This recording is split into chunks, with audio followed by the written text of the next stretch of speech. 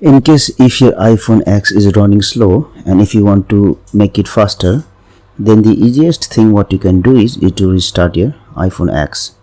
Sometimes simply restarting the iPhone fix the issue. The other thing what you can do is you can clear the RAM of your iPhone X so that it will run faster.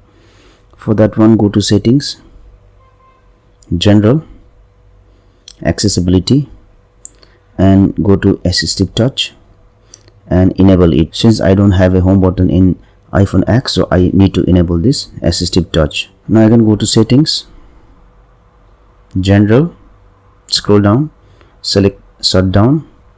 Once you see this screen, simply tap on this assistive touch button. Now you need to press and hold this home button for few seconds until the iPhone goes back to the normal screen. Once you do it, the RAM will be cleared and hopefully your iPhone will work faster. Thank you for watching this video. Please like and share this video if you found it helpful. Also click on the subscribe button and hit on the bell icon to get the notification of our latest videos for free.